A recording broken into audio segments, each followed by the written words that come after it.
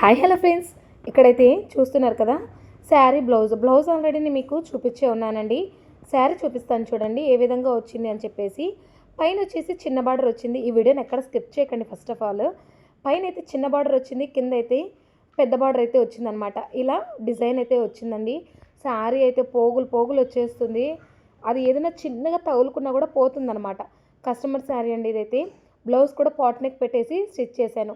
Front side వచ్చేసి round neck అయితే పెట్టానండి. చూపిస్తాను చూడండి.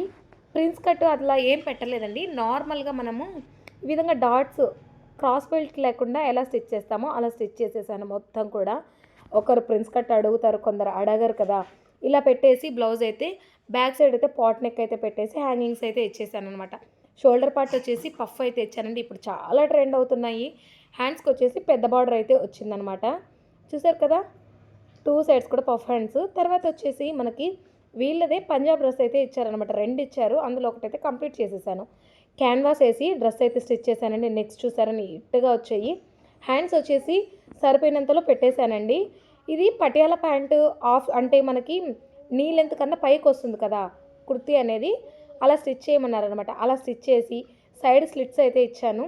చాలా నీట్గా వచ్చాయి, ఎక్కడ ఫోల్డింగ్స్ అదంతా ఏం లేకుండా కూడా.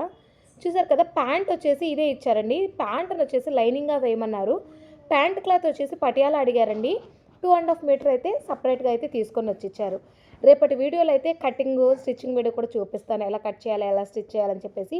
2.5 మీటర్ అయితే తెచ్చారండి. ఈ వీడియో నచ్చితే లైక్ చేసి షేర్ చేసి కామెంట్ చేయండి. ఫుల్ వీడియో లింక్ అయితే కిందనే ఉంది, చూసేయండి.